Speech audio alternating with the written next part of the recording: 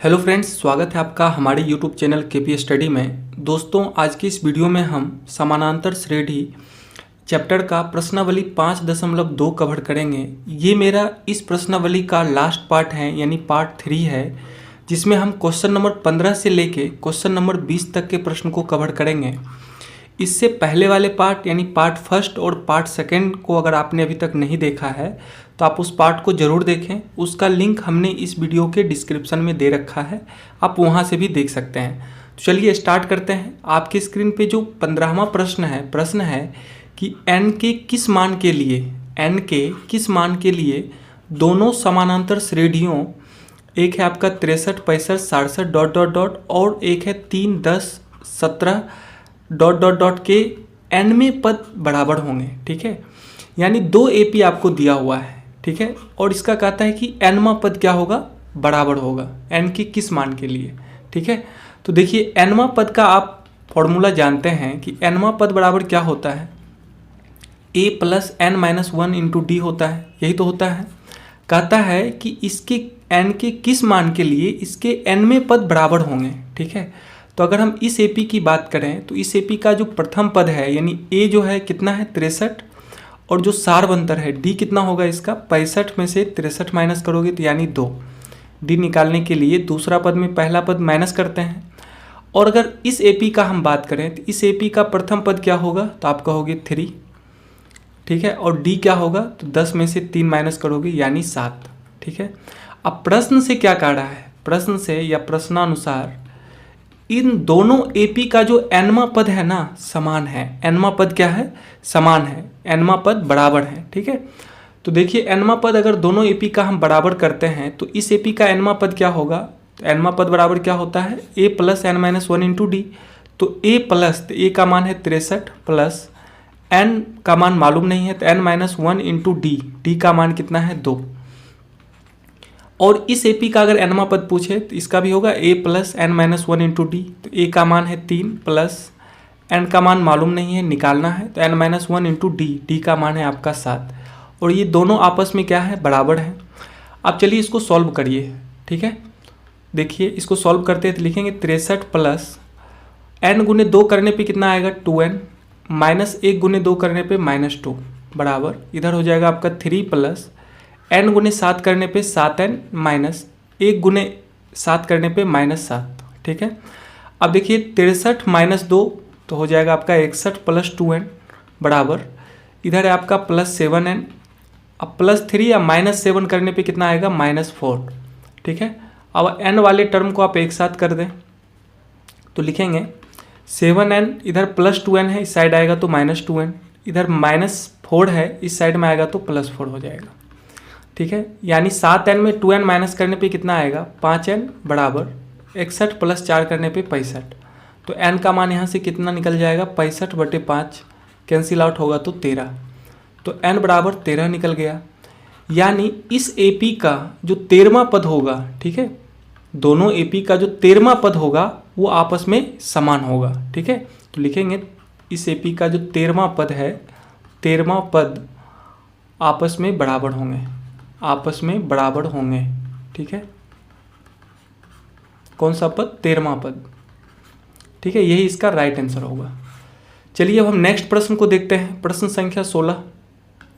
चलिए प्रश्न संख्या 16 है आपके सामने, वह AP ज्ञात कीजिए जिसका तीसरा पद, ठीक है, तीसरा पद 16 है और 7वां जो पद है वो 5वें पद से 12 अधिक है। 7वां पद जो है वो 5वें पद से 12 अधिक है। तो सबसे पहले इस टाइप के प्रश्न में हम क्या करते हैं, मान लेते हैं, माना कि प्रथम पद बराबर a, जो AP दिया हुआ है उसका प्रथम पद a है, मान लिए हैं, और सारवंतर क्या है d है, सारवंतर बराबर d।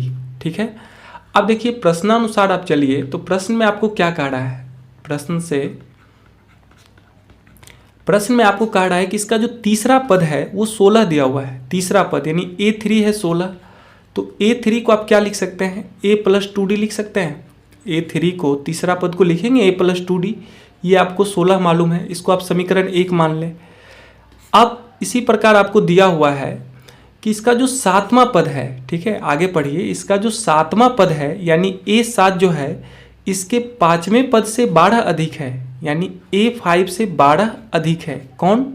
इसका 7वां पद। ठीक है, अब यहाँ से इसको देखिए, इसको सॉल्व करेंगे तो A7 को लिखेंगे A + 6D, आप कहोगे बिल्कुल।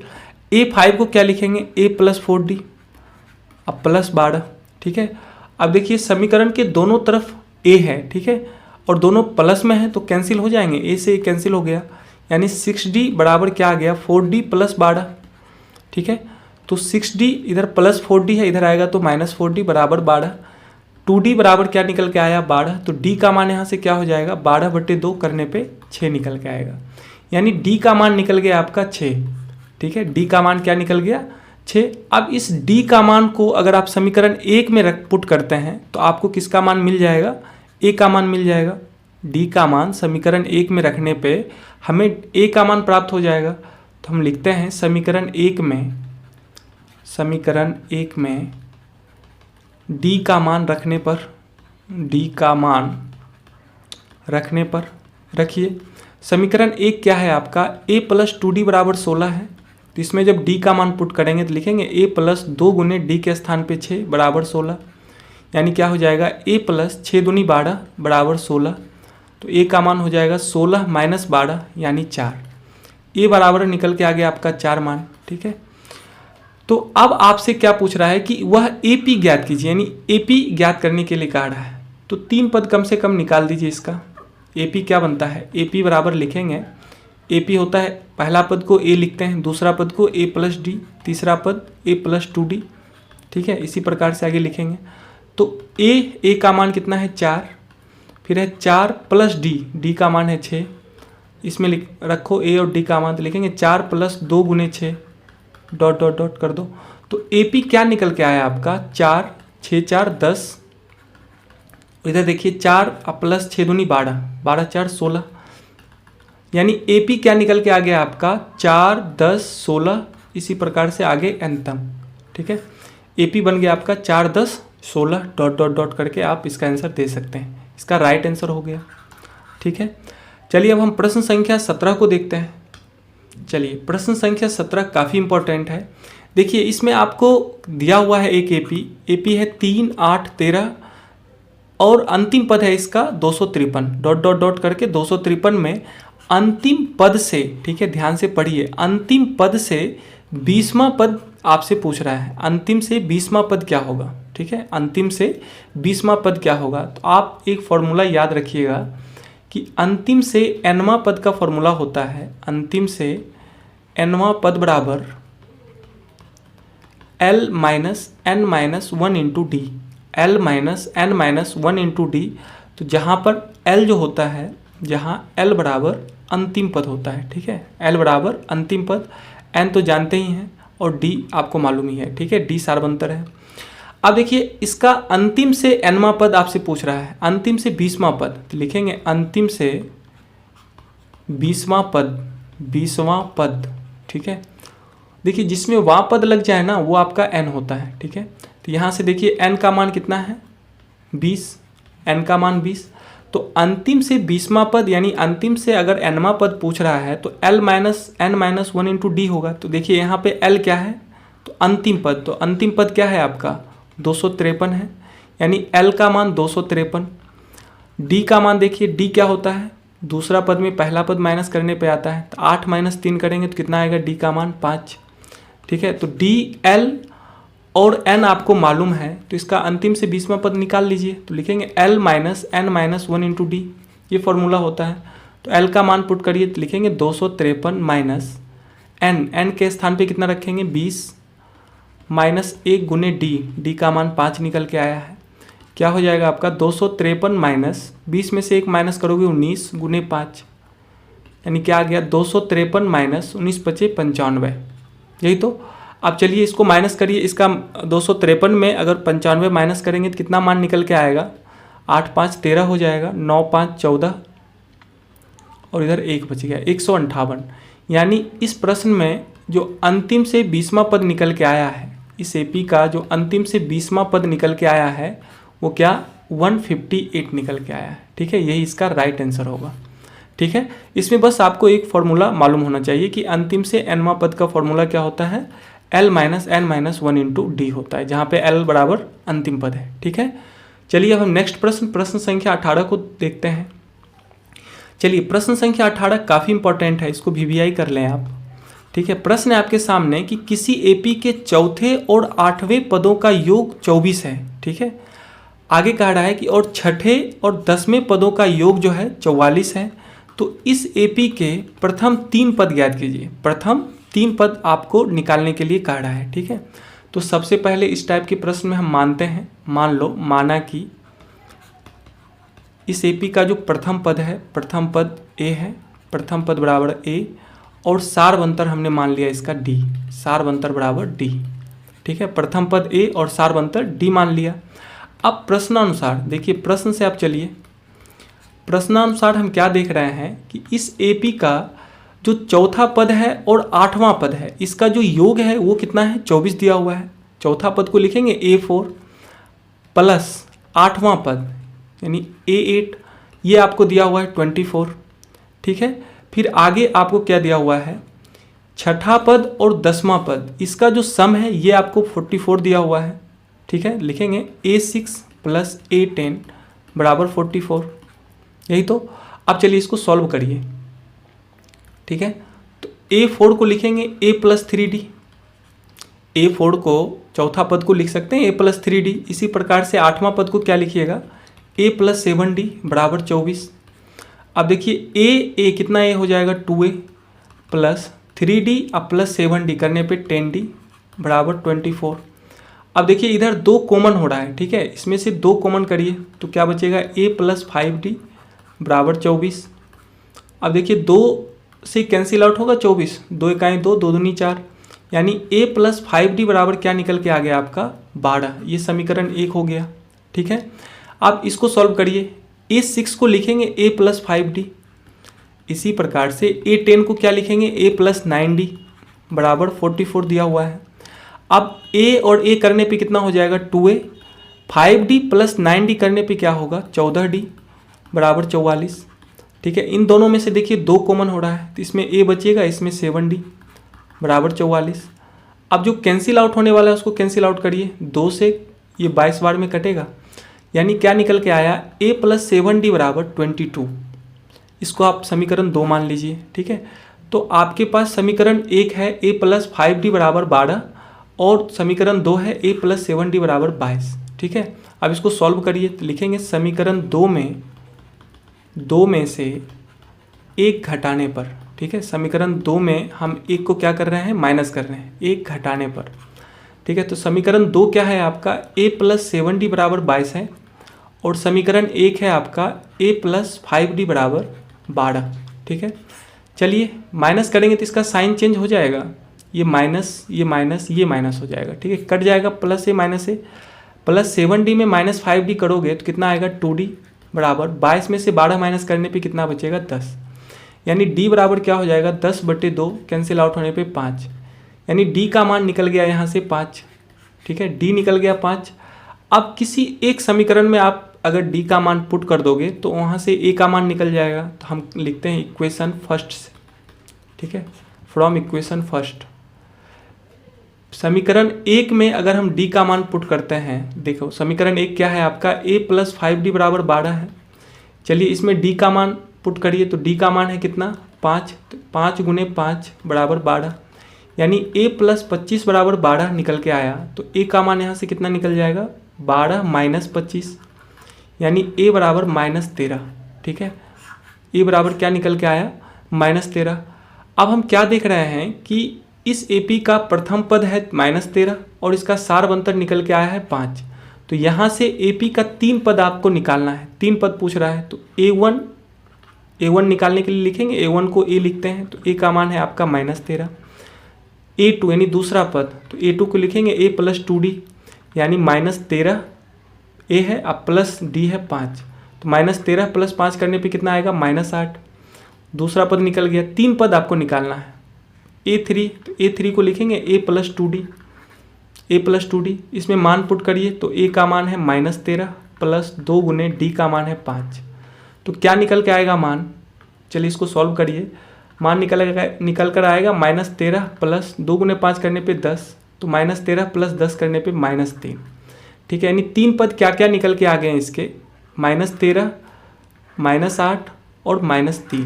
3 पद हैं इसके, 3 पद, -13, -8 और -3, ये इसका राइट आंसर होगा। ठीक है, चलिए अब हम प्रश्न संख्या 19 को देखते हैं। इस एक्सरसाइज का सेकेंड लास्ट प्रश्न है आपका। प्रश्न है कि सुब्बा राव ने 1995 में 5,000 रुपया के मासिक वेतन पर कार्य आरंभ किया। ठीक है, कितना रुपया के मासिक वेतन पर, 5,000 रुपया के मासिक वेतन पर, और प्रत्येक वर्ष 200 रुपया की वेतन वृद्धि प्राप्त की। ठीक है, प्रत्येक वर्ष 200 रुपया की वेतन वृद्धि प्राप्त की। प्रश्न में आगे कह रहा है कि वह किस वर्ष उसका वेतन 7,000 रुपया हो गया। ठीक है, किस वर्ष उसका वेतन 7,000 रुपया हो गया। ठीक है, यानी जो एपी आपका यहाँ से बन रहा है, देखिए पहला जब वो स्टार्ट किया था इनिशियल फेज में उसका कितना मासिक वेतन था, 5,000 रुपया। ठीक है, 5,000 था। अब ये कह रहा है कि प्रत्येक वर्ष 200 रुपये की वृद्धि हुई है उसके वेतन में, तो अगले वर्ष क्या हो रही होगी, पहला वर्ष अगर 5,000 रुपया मिला है तो उसके नेक्स्ट ईयर में कितना मिला होगा, 5200, यानी 200 रुपये की वृद्धि हुई है। फिर उसके नेक्स्ट ईयर कितना मिला होगा, 200 की वृद्धि करने पे 5400। इसी प्रकार से कह रहा है कि किस वर्ष में उसका वेतन 7,000 हो जाएगा। ठीक है, मान लो कि nवें वर्ष में उसका वेतन कितना हो जाएगा, 7,000 रुपया। ठीक है, nवें वर्ष में, यानी an का मान आपको यहाँ से 7,000 मालूम हो गया।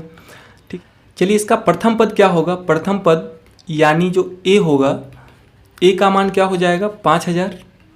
ठीक है, और इसका जो वेतन है प्रत्येक वर्ष 200 रुपये बढ़ रहा है। ठीक है, यानी जो डी है, डिफरेंस है, वो कितना है, 200 रुपया, कॉमन डिफरेंस, यानी सारबंतर 200 रुपया निकल के आया है। और an आपको 7,000 रुपया मालूम है, तो n निकालिए। तो an बराबर क्या होता है, an आपको मालूम है 7,000 रुपया। ठीक है, तो an बराबर क्या होता है, nवां पद बराबर होता है a plus n-1 into D बराबर 7,000। ठीक है, इसमें a और d का मान पुट करिए, तो a का मान है 5,000, 5,000 प्लस n-1 इंटू डी का मान है 200 बराबर 7,000। ठीक है, अब देखिए इधर प्लस 5,000 है, उस साइड में जाएगा तो क्या होगा, -5,000, n-1 इंटू 200 बराबर 7,000 माइनस 5,000। ठीक है, तो n-1 गुने 200 बराबर कितना निकल के आएगा, 2,000। ठीक है, इधर 200 गुणाम है, उस साइड में जाएगा तो क्या होगा, भाग, यानी n-1 बराबर 2,000 बटे 200। चलिए जो कैंसिल आउट होने वाला है उसको कैंसिल आउट करिए, 2 0 से 2 0 कैंसिल, 2 से 10 बार में कटेगा, यानी n-1 बराबर 10 निकल के आया। तो n का मान क्या होगा, 10 प्लस 1, तो 10 प्लस 1 करने पे कितना मान आएगा, 11। यानी जो सुब्बा राव हैं वो 11वें वर्ष में उसका वेतन कितना हो जाएगा, 7,000 रुपया। ठीक है, यानी सुब्बा राव का 11वें वर्ष में वेतन 7,000 रुपया हो जाएगा, 7,000 रुपया हो जाएगा। ठीक है, तो 11वां वर्ष कौन सा ईयर होगा, देखिए 1995 से स्टार्ट किया है, 1995 से स्टार्ट किया है, तो 11वां वर्ष यानी 11 वर्ष बाद, तो यानी 2006 में उसका जो वेतन होगा वो कितना होगा, 7,000 रुपया होगा। ठीक है, यही आपसे पूछ रहा था। तो n का मान 11 निकल गया और ईयर क्या निकल के आ गया, 2006। ठीक है, यही इसका राइट आंसर होगा। ठीक है, चलिए अब हम इस एक्सरसाइज का लास्ट प्रश्न देखते हैं। प्रश्न संख्या 20 क्या है आपके सामने। प्रश्न है कि रामकली ने किसी वर्ष के प्रथम सप्ताह में 5 रुपये की बचत की। ठीक है, प्रथम सप्ताह में 5 रुपये की बचत की, यानी जो ए है ये आपको 5 दिया हुआ है, यानी जो इसका एपी बनेगा उसका जो प्रथम पद निकल के आएगा वो कितना निकल के आएगा, 5। और फिर क्या कर रहा है, फिर अपनी साप्ताहिक बचत 1.75 रुपया बढ़ाती गई। ठीक है, यानी प्रत्येक सप्ताह में 1.75 रुपया वो बढ़ाती गई, यानी जो डी का मान होगा यहाँ से कितना होगा, 1.75, जो सारबंतर निकल के आया 1.75 निकल के आया। फिर आगे पढ़े, कहता है यदि nवें सप्ताह में उसकी साप्ताहिक बचत 20.75 रुपया हो जाती है तो n का मान ज्ञात कीजिए। ठीक है, nवें सप्ताह में, तो nवें सप्ताह का मतलब an में उसकी साप्ताहिक बचत कितनी हो जाती है 20.75 20.75 यानी an का मान 20.75 निकल के आया। तो अब आपसे n का मान पूछ रहा है, किसका मान, n का मान। ठीक है, आराम से आप क्या करिए, an बराबर आप जानते हैं क्या होता है a plus n minus 1 into D बराबर इधर दिया हुआ है 20.75। इसमें a और d का मान पुट कर दीजिए। तो a के स्थान पे रखेंगे 5 plus n minus 1 into D के स्थान पे 1.75 बराबर क्या हो जाएगा 20.75। ठीक है, इधर प्लस 5 है, इस साइड में आएगा तो क्या होगा -5 n माइनस 1 इंटू 1.75 बराबर 20.75 -5। ठीक है, तो जब माइनस करोगे तो कितना मान निकल के आएगा, तो आप लिखोगे n माइनस 1 इंटू 1.75 बराबर 20.75 में अगर 5 माइनस होगा तो क्या बचेगा 15.75। इधर देखिए 1.75 गुना में है, उस साइड में जाएगा तो क्या होगा भाग होगा, लिखेंगे 15.75 बटे 1.75। अब इसमें देखिए जो कैंसिल आउट होने वाला है उसको कैंसिल आउट करिए। देखिए दशमलव से दशमलव कैंसिल हो जाएगा।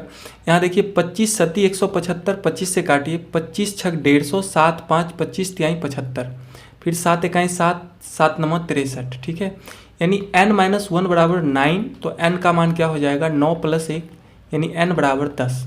ठीक है, n बराबर कितना निकल के आ गया 10।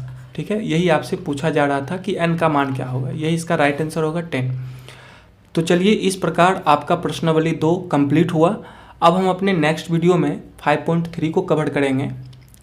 तो उम्मीद करता हूँ आपको ये वीडियो पसंद आई होगी, तो प्लीज इसे लाइक कीजिए, अपने दोस्तों के साथ शेयर कीजिए, और अगर आप हमारे साथ जुड़ना चाहते हैं तो नीचे दिए गए रेड कलर के सब्सक्राइब बटन पर क्लिक करके हमारे चैनल को सब्सक्राइब कर लें, साथ में बेल आइकन को प्रेस करें ताकि मेरे हर नए वीडियो की नोटिफिकेशन आपको मिलती रहे। तो चलिए फिर मिलता हूँ अपनी नेक्स्ट वीडियो में, तब तक के लिए बाय बाय।